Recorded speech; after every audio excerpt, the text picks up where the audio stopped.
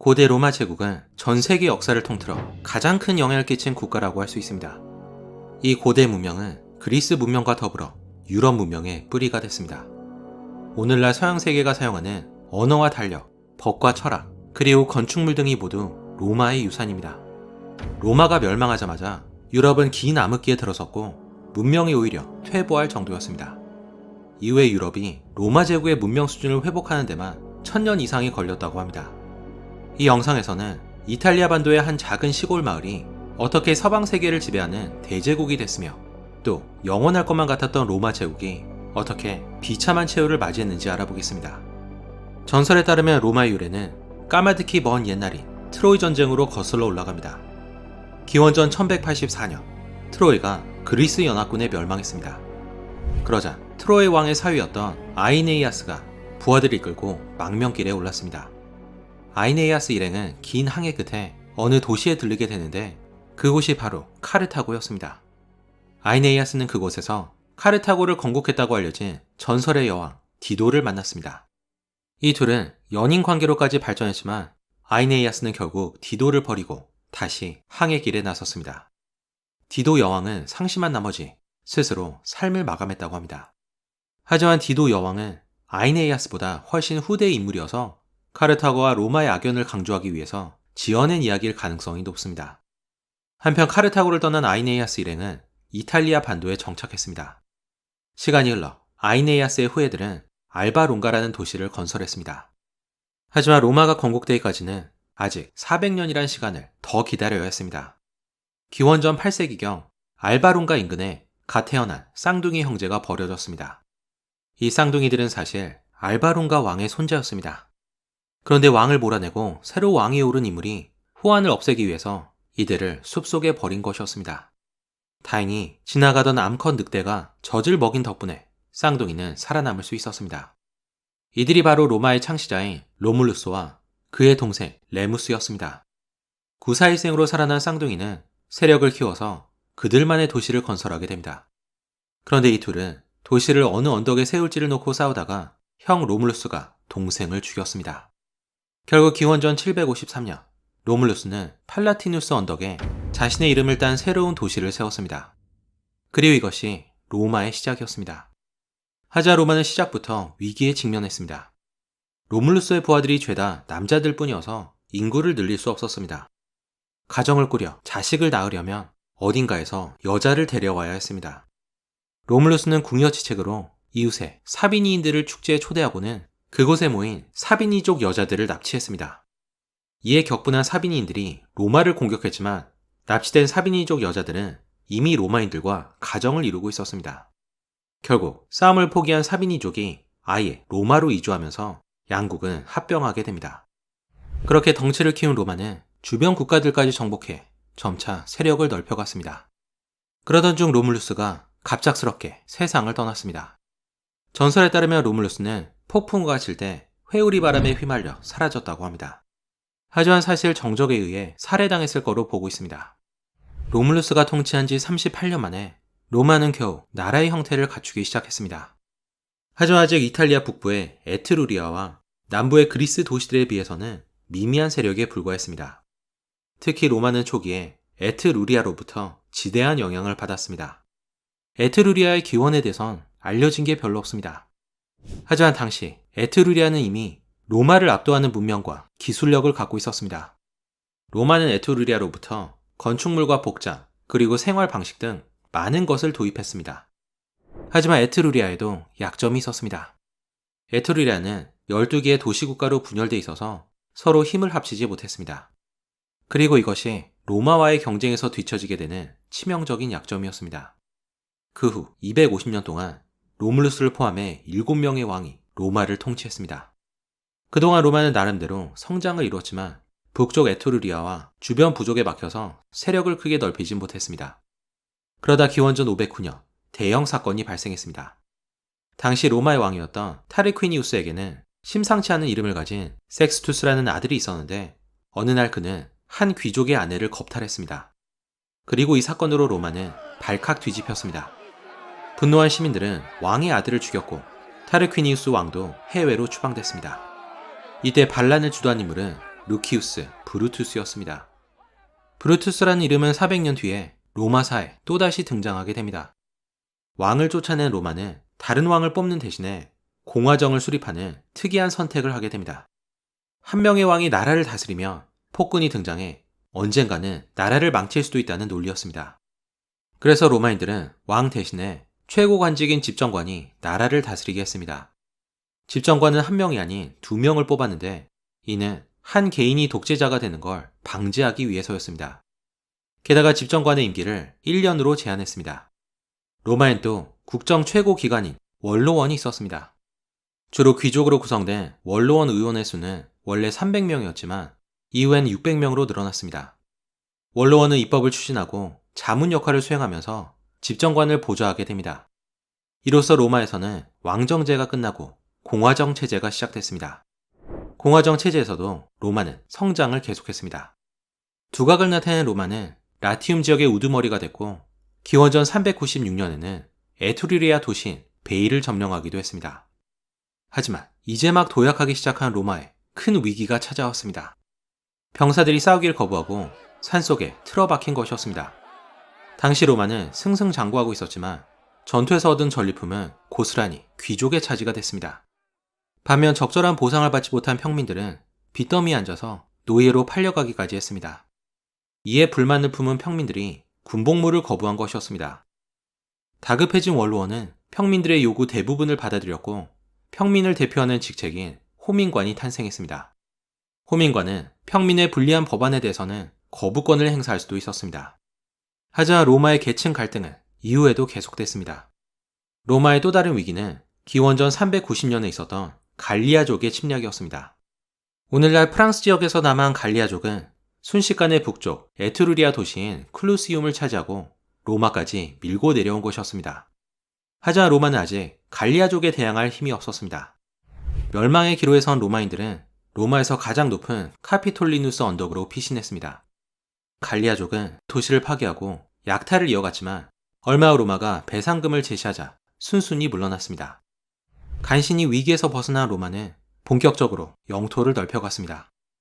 기원전 343년부터 290년까지 로마는 주로 이탈리아 중부의 삼리운족을 상대로 50년이 넘는 긴 전쟁을 벌였습니다. 삼리운족은 로마보다 훨씬 큰 영토에 인구도 2배가 많았습니다. 게다가 산악지대에 위치해 있어서 주로 평지에서의 전투에 익숙했던 로마인들은 고전을 면치 못했습니다. 하지만 결국 로마는 삼리운족을 굴복시키고 승리를 차지했습니다. 여세를 몰아 북쪽 에트루리아 도시까지 차지한 로마는 이제 거칠 것이 없었습니다. 로마는 내친 김에 이탈리아 남부의 그리스 식민지였던 타렌툼을 위협했습니다. 이에 타렌툼은 에페이로스의 왕 피로스에게 구원을 요청했습니다. 피로스는 당대 최고의 명장이어서 아무리 로마라 해도 벅찬 상대였습니다. 피로스는 타렌툼을 구원하기 위해서 약 2만 5천의 병사와 전투용 코끼리 부대를 이끌고 이탈리아에 상륙했습니다. 처음 보는 코끼리 부대에 당황한 로마군은 피로스군의 대패를 당했습니다. 하지만 피로스도 피해가 막심해서 상처뿐인 승리였습니다. 그리고 이때부터 실속 없는 승리를 가리켜 피로스의 승리라 불렀습니다. 양군은 이후에도 일진일퇴를 거듭했지만 어느 쪽도 우위를 점하지 못했습니다. 결국 계속된 전쟁에 지친 피로스가 이탈리아에서 물러나면서 로마가 타란툼을 차지했습니다. 그렇게 이탈리아 반도 전체가 로마의 차지가 됐습니다. 이때가 기원전 272년이었습니다. 하지만 로마의 진정한 적수는 바다 건너 아프리카에 있는 카르타고였습니다. 기원전 800년경 페니키아인이 건설한 카르타고는 활발한 해상무역으로 막대한 부를 축적했습니다. 카르타고는 바다에서의 경험을 바탕으로 강력한 해군을 보유했는데 그에 반해 로마는 해군이 전무하다시피 했습니다. 기원전 264년 양국은 시칠리아 섬에 지배권을 놓고 전면전을 벌였는데 이것이 바로 포에니 전쟁이었습니다. 양군은 수십만의 병력을 희생시키면서까지 치열하게 싸웠습니다. 그리고 결국 해군을 운영하는 법을 터득한 로마가 승리를 차지했습니다. 전쟁에서 승리한 로마는 카르타고를 시칠리아 섬에서 몰아냈고 막대한 배상금을 지불하게 했습니다. 하지만 카르타고는 빠르게 국력을 회복하면서 반격을 노리고 있었습니다. 게다가 카르타고에는 하니발이라는 명장이 있었습니다. 참고로 하니발의 이름은 바알의 영광이라는 뜻이었습니다. 고대 페니키아의 신이었던 바알은 성경과 디아블로란 게임에서 악마로 묘사되고 있습니다. 로마에 대한 복수심에 불탔던 하니발은 이베리아 반도에서 큰 세력을 형성하고 있었습니다. 제1차 포에니 전쟁이 끝나고 20년 뒤인 기원전 218년, 하니발은 알프스 산맥을 넘어서 이탈리아 본토를 급습했습니다. 제2차 포에니 전쟁의 시작이었습니다. 깜짝 놀란 로마는 군을 보내 하니발을 막게 했지만 하니발은 매번 승리하면서 남하를 계속했습니다.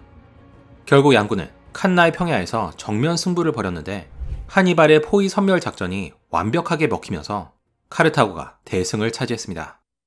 이날 8만의 로마군 중에서 무려 7만 명이 전사했습니다.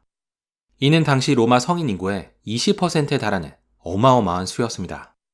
궁지에 몰린 로마는 전면전을 피하고 시간을 끄는 지연 작전을 펼쳤습니다. 하니발은 그 후 10년간 이탈리아 반도를 누비면서 로마를 전장으로 끌어들이려고 했지만 아무런 소득이 없었습니다. 그리고 어느 정도 국력을 회복한 로마는 스키피오 장군을 보내 역으로 카르타고 본토를 공격했습니다. 그러자 하니발은 어쩔 수 없이 본국으로 귀국해야 했습니다. 기원전 202년 스키피오가 이끄는 로마군이 자마 전투에서 하니발이 이끄는 카르타고군을 격파했습니다. 이로써 제2차 포에니 전쟁이 로마의 승리로 막을 내렸습니다. 전쟁에서 승리한 로마는 이베리아 반도의 카르타고 식민지를 빼앗았고 카르타고에 막대한 배상금을 물렸습니다. 훗날 스키피오는 우연히 망명 중에 있던 하니발을 만나 대화를 나눴다고 합니다. 이때 스키피오가 하니발에게 가장 위대한 장군이 누구인지를 묻자 하니발은 알렉산드로스와 피로스 그리고 하니발 자신의 이름을 댔습니다. 스키피오는 하니발을 이겼으니 내심 자신의 이름을 기대했던 것 같습니다. 하지만 하니발은 자존심 때문이었는지 끝내 스키피오의 이름을 대지 않았습니다. 카르타고를 제압한 로마의 다음 목표는 그리스였습니다. 로마는 그리스와 여러 차례 전쟁을 벌인 끝에 마케도니아와 그리스를 속주로 만들었습니다.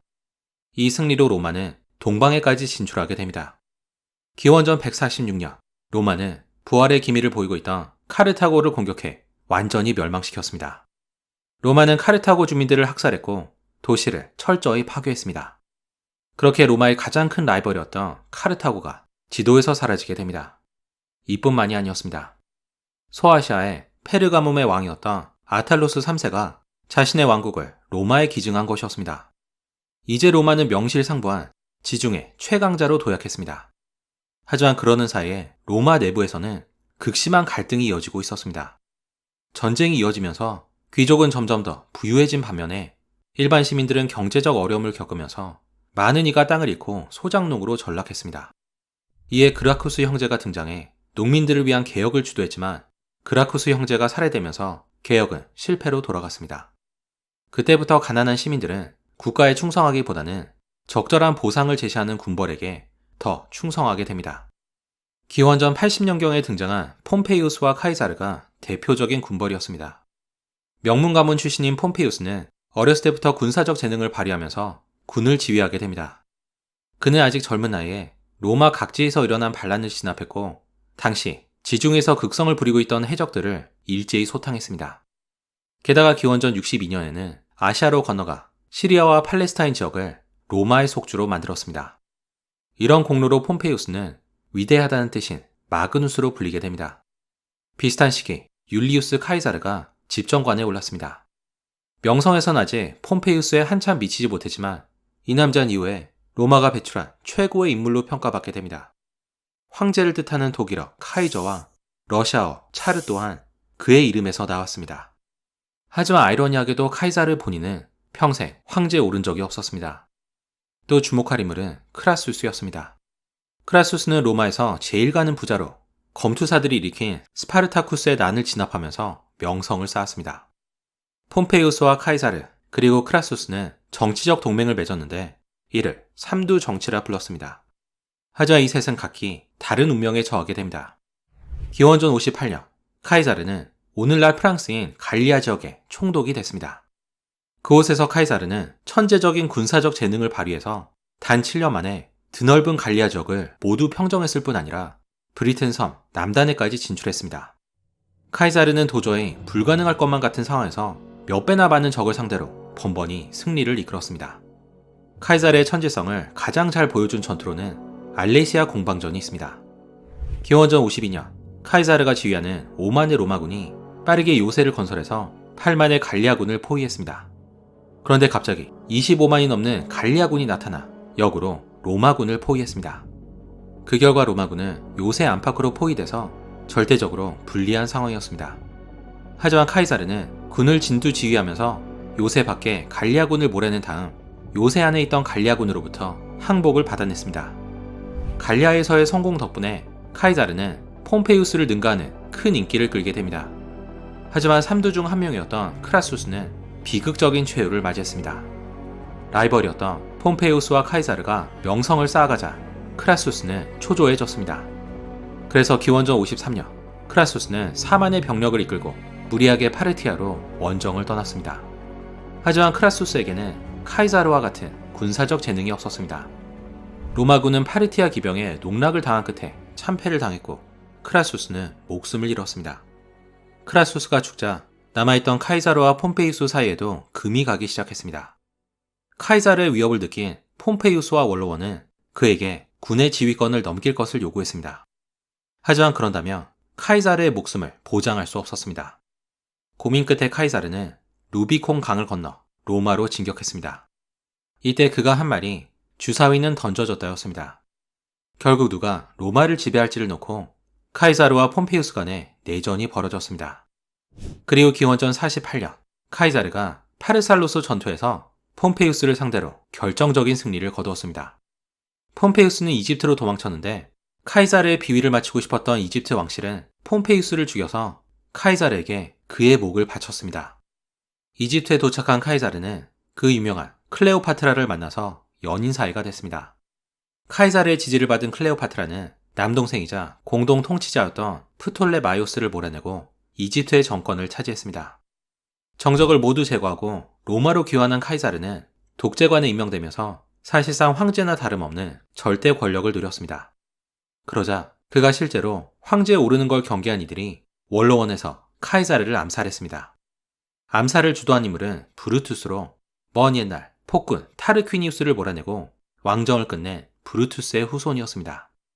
카이사르가 죽자 로마의 권력은 카이사르의 양자 옥타비아누스와 카이사르의 충직한 부하였던 안토니우스가 양분했습니다. 당시 옥타비아누스는 18살에 불과했지만 카이사르가 직접 후계자로 지명할 만큼 총명한 인물이었습니다. 반면 안토니우스는 카이사르를 따라 오랜 전투 경험을 쌓은 베테랑이었습니다. 이 둘은 로마를 양분했는데 옥타비아누스는 이탈리아와 서부 지역을, 그리고 안토니우스는 이집트와 동부 지역을 차지했습니다. 그런데 안토니우스가 클레오파트라에 빠져 이집트에서 머무는 시간이 길어지자 안토니우스에 대한 여론이 악화됐습니다. 당시 안토니우스는 옥타비아누스의 누이와 결혼한 상태였는데 일방적으로 이혼하고 클레오파트라와 결혼한 것이었습니다. 그러자 참다 못한 옥타비아누스가 공개적으로 안토니우스를 비난하면서 로마는 다시 한번 내전에 휘말렸습니다. 그리고 기원전 31년 옥타비아누스가 악티움 해전에서 안토니우스를 상대로 승리를 거뒀습니다. 이집트로 도망친 안토니우스와 클레오파트라는 스스로 목숨을 끊었습니다. 이로써 옥타비아누스가 로마 1인자로 올라서게 됩니다. 그러자 원로원은 옥타비아누스에게 아우구스투스라는 칭호를 선사했습니다. 아우구스투스는 존엄자라는 뜻으로 황제가 된 거나 마찬가지였습니다.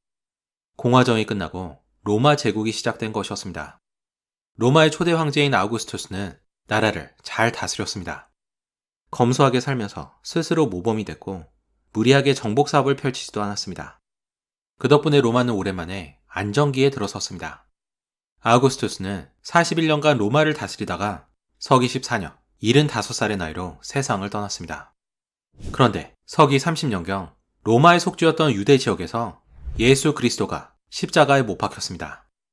그리고 이 사건을 계기로 기독교가 탄생했습니다. 기독교는 모든 인간이 죄인이며 구원은 오직 예수 그리스도에게 있다고 가르칩니다. 이 믿음은 사도 바울의 선교를 시작으로 로마 제국 곳곳에 퍼지게 됩니다. 그런데 얼마 후 로마는 기독교를 금지했습니다. 로마의 다신교와 충돌했고 국가에 대한 충성을 최우선시하는 로마의 가치관과 어긋나기 때문이었습니다. 게다가 로마 황제들은 자신을 신격화하면서 숭배를 요구했는데 기독교도들은 이를 거부했습니다.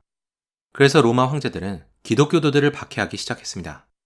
기독교도들을 박해하기로 유명한 황제로는 네로가 있습니다. 서기 54년, 네로는 17살의 어린 나이에 로마 제국의 5번째 황제가 됐습니다. 즉위 초기 네로는 나라를 잘 다스려서 상당한 인기를 끌었습니다. 하지만 그는 서서히 폭군의 기질을 드러냈습니다. 네로는 자신을 황제로 만들어준 어머니를 암살했고 스승이었던 세네카까지 제거했습니다.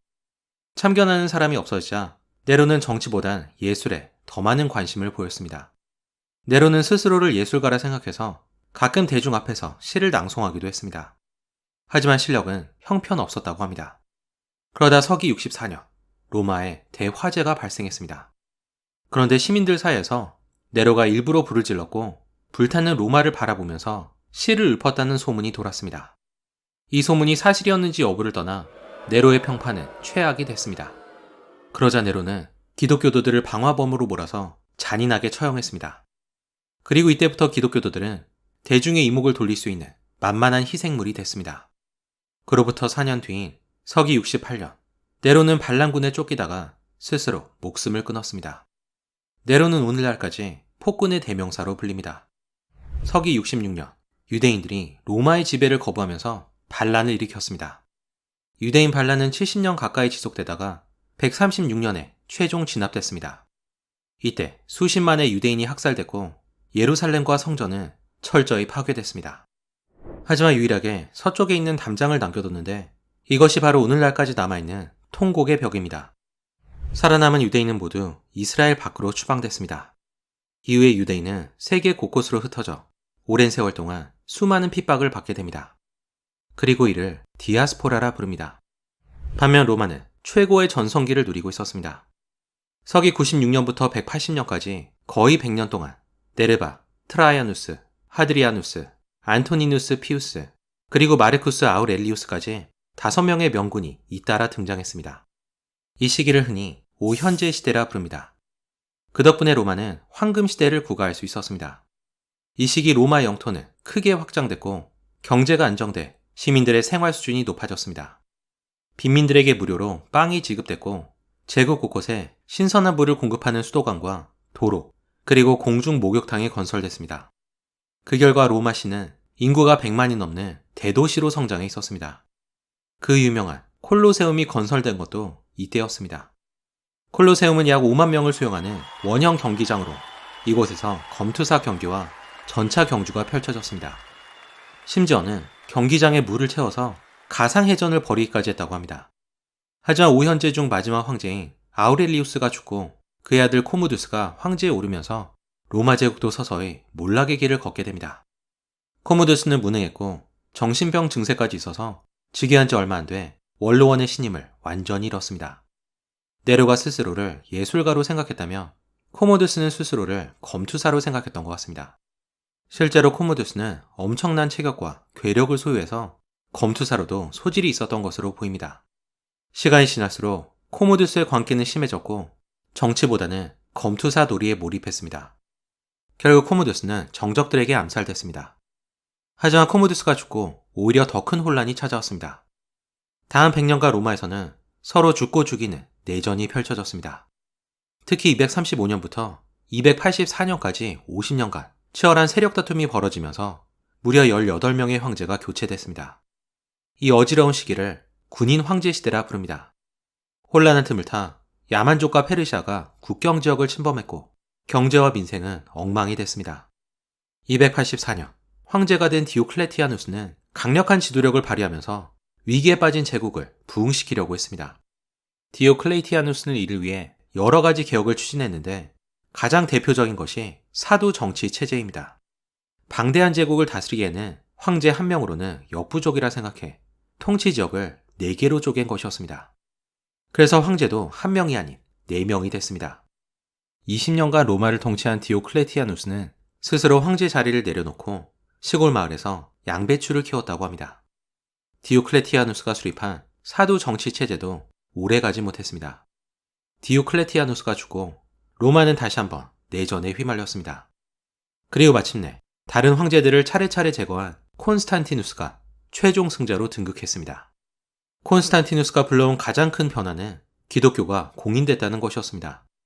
이전 황제였던 디오클레티아누스는 사실 기독교인을 잔인하게 박해한 것으로 유명했습니다.